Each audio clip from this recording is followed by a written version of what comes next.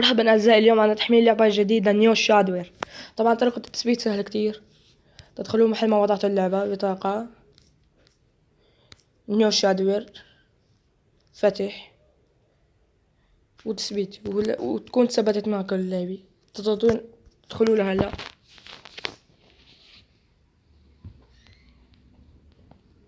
طبعا هذه هي واجهة اللعبة.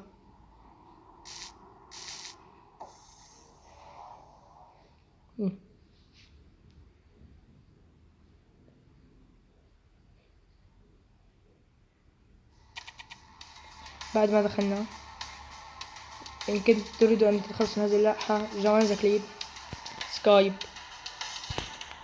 نوتا هانج،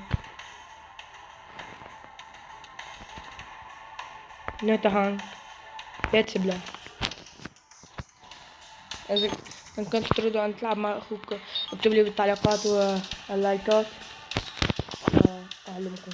نيجاني اختار واحدة من هذول. مثلا أنا اختار الثانية، اختار شخصية مثلا هذه. يبدأون اللعبة الآن.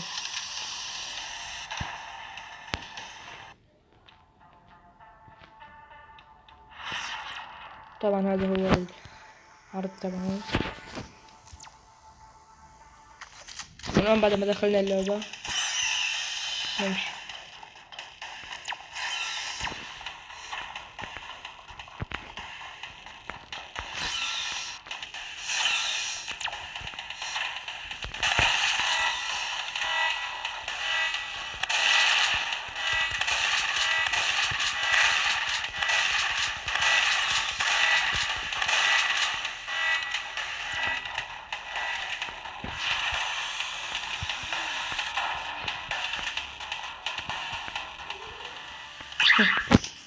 هكذا يكون قد تنتهي الحلقة الأولى.